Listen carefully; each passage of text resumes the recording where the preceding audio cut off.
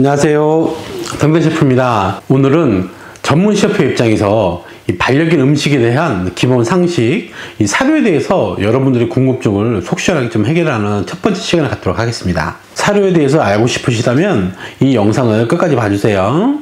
좋은 것만 주고 싶은 이 보호자들의 생각과는 달리 이 어떤 음식을 어떤 방식으로 주냐에 따라서 건강을 유지할 수도 있고 질병을 초래할 수도 있어요. 그렇다면 이 반려동물과 건강하게 오래 함께 하려면 어떤 음식을 어떻게 먹여야 하는지 좀 알아볼게요.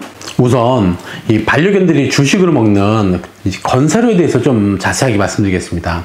하지만 이 인터넷에 넘쳐나는 많은 정보가 있잖아요.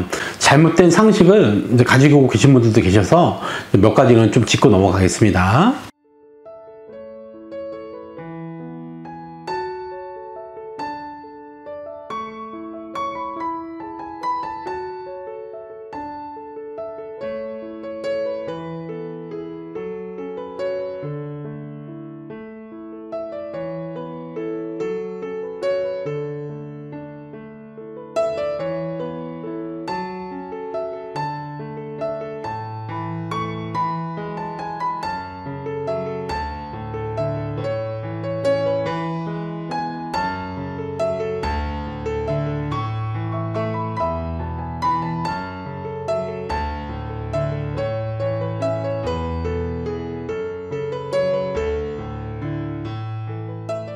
저도 초반에 강아지 기를 때도 그렇고 강아지를 처음 기르시는 분들도 잘못된 상식 가지고 계신 분도 계세요.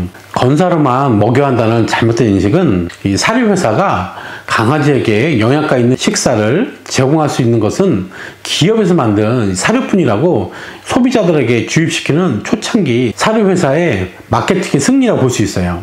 요즘 사료회사에서는 이런 마케팅을 하지 않지만 이것이 일반 상식으로 벌써 굳어져 갖고 반려인들에게 벌써 인식이 되어 있는 거죠. 어떤 보호자분들은 이렇게 말씀하세요. 영양을 골고루 챙겨주지 못할 바에는 아이들의 건강 위해서라도 이 영양의 균형을 맞춘 건사료만 먹이는 것이 낫지 않느냐, 이렇게 꼭 물어보시는 분도 계시더라고요. 자, 그럼 예를 좀 들어보겠습니다. 이 비유가 적절하지 않을 수도 있지만 셰프 입장에서 좀 간단하게 좀 말씀드릴게요. 여러분들이 자주 드시는 콘프레이크 있잖아요. 이 콘프레이크를 좀 가지고 말씀드릴게요. 여러분들 생각하시기에 콘프레이크는 영양 균형이 잘 맞춰져서 잘 만들어진 음식이죠. 이제 한 번 먹더라도 영양가 있는 것들이 다 포함이 되어 있기 때문에 이것만 먹고 이제 출근을 하신다던가 이런 경우가 많잖아요. 그런데 이 콘프레이크를 아침, 점심, 저녁으로 먹는다고 생각해 보세요. 그것도 우유를 붓지 않고 그냥 맹걸로만 먹는다고 한번 생각해 보세요. 그렇다면 여러분들 건강은 어떨까요? 이 사람도 마찬가지로 시간이 조금 지나면 문제가 생기기 시작할 거예요. 사람도 한 끼 한 끼 이제 식사 대용으로만 먹긴 하지만 세 끼를 다 먹지는 않잖아요. 사람은 우유라든가 이제 다른 건강 음료와 함께 먹어서 수분이라도 같이 보충할 수 있지만 이 아이들은 그냥 마른 사료만 매일 먹고 있어요. 그렇죠?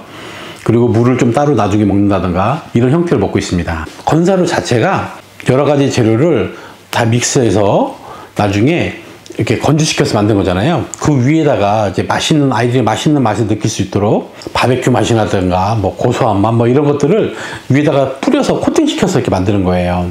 이 사료를 365일 먹고 아이들이 수분을 충분히 먹지 못한다면 아이들에게 큰 병이 생기겠죠, 나중에.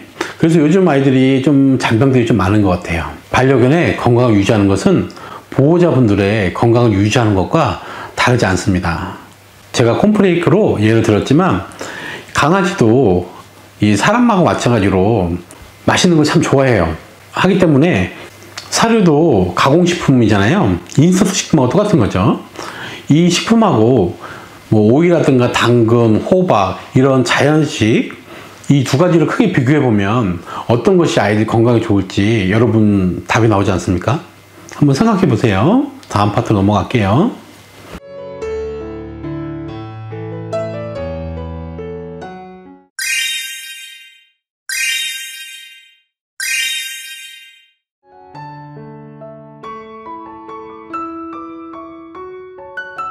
네, 사료에는 뭐 다양한 사료가 있지만 그레인 프리 사료에 대해서 좀 많이들 물어보셔서 살짝 짚고 넘어갈게요. 그레인 프리 사료는 무곡물 사료예요. 하지만 이 무곡물이 무탄수화물을 뜻하는 것은 아니에요. 많은 식재료에 탄수화물이 포함되어 있고 영양학적 분류를 본다면 섬유소도 탄수화물에 속하게 되어 있습니다. 대부분 이 알러지가 많은 이제 반려견들에게 그레인프리 사료를 많이 먹이시는데요. 이런 분들은 탄수화물이 특히 알러지를 일으킨다고 오해하고 있습니다. 하지만 연구 결과에 따르면 알레르기를 일으키는 주 원인은 단백질에 있다는 것입니다. 이 알레르기를 유발하는 것은 식재료가 아니고 신체의 특징입니다. 그렇기 때문에 꾸준한 관찰과 이 다양한 식재료를 접하게 함으로써 아이들 알러지 반응을 꼭 체크하셔야 돼요. 결코 일부 영양소를 배제하거나 이 비싼 사료가 안전하다는 이 잘못된 상식을 좀 버리셔야 합니다.